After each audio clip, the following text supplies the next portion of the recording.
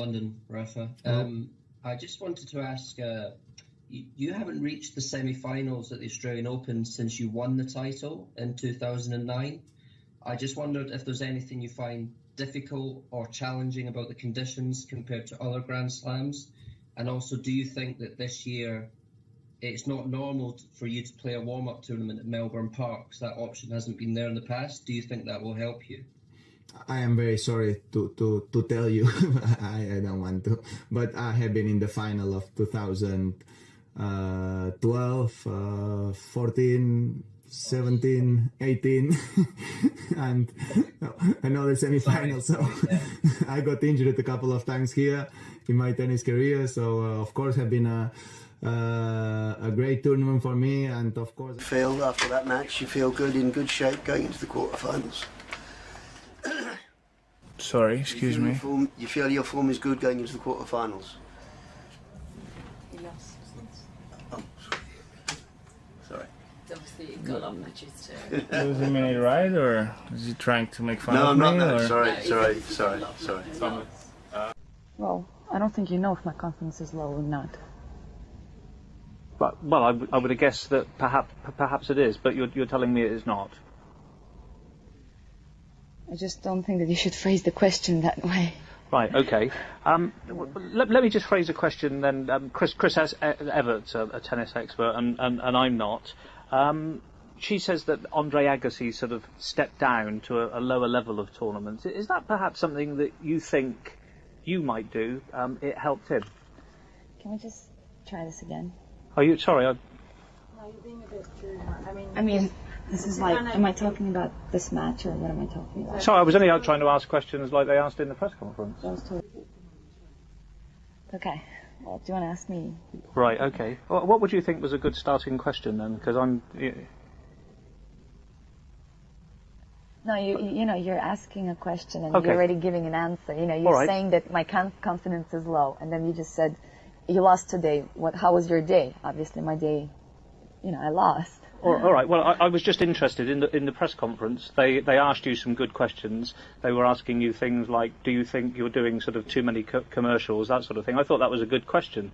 Do you think it distracts from your tennis? I mean, No. Are you prepared to answer that? Not at all. I don't think it distracts me from my Do you think Djokovic will be as dominant or even more dominant that you have been, having him no great opponents in the future?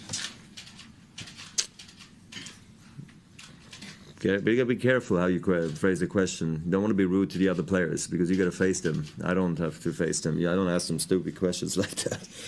I think there's a lot of good players on the tour, I'll tell you that. For Rafa, earlier in the year, you took a little bit of a dig at him, calling him super salty and having a go at his uncle.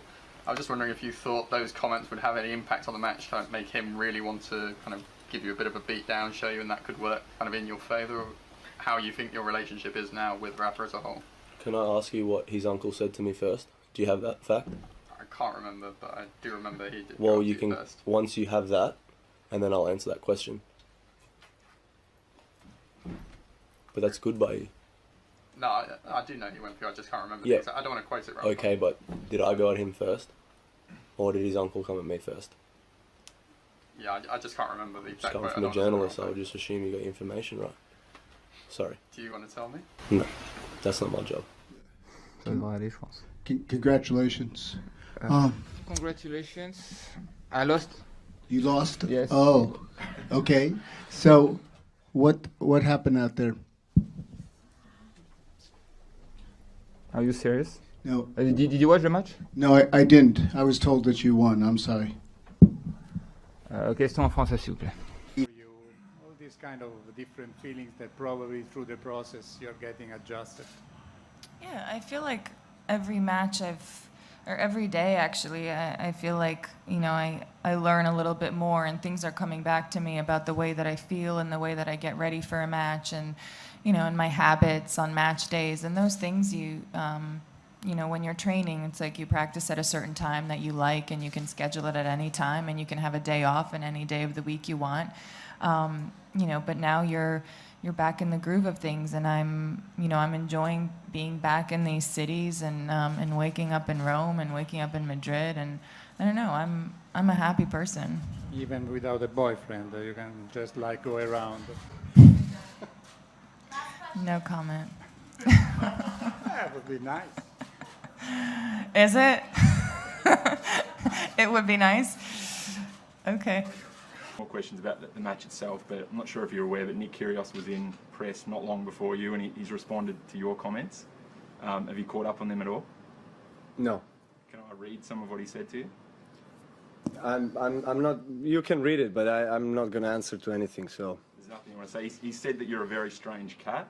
That was part of what he said, and yeah. He was bemused that you weren't respecting him off the court because he feels like he's done a fair bit for charity and people during the pandemic, and he ultimately said that he's not going to take any slack from someone who was partying with their shirt off during the pandemic. Is there anything you wanted to say in response to that?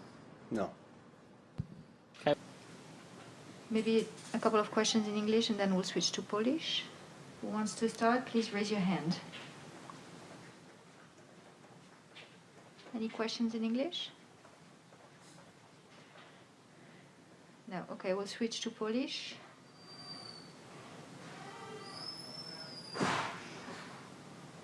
Any questions? No. No, I mean, you were requested, Hubert. No question. That's okay. Nice press no conference. Okay. Okay, thank you. Thanks, everyone. Thank you. That was quick. Why I didn't get, excuse me, can you talk louder so everyone can hear you asking me about my drugs? Why you didn't get a TOE for it at the time? Okay. I've never tested positive. I've always gotten a TB, so you should fact check that. In fact, no. I actually wasn't able to play the French Open, and I wasn't going to play unless I had a TUE, because if you remember that year, I was incredibly sick. Round you've already discussed, but I think you won today in under an hour and a half. I mean, on court 2, Ashley Barty was playing in a very tough contest. Do you think there was an argument for her game being on the centre court today? Sorry, can you repeat that? Yes, Ashley Barty's game today was on court 2. She's the world #1. She was knocked out. Your game was over in under an hour and a half. Do you think there was an argument that Barty's game should have been on centre court? But we can predict the future or not?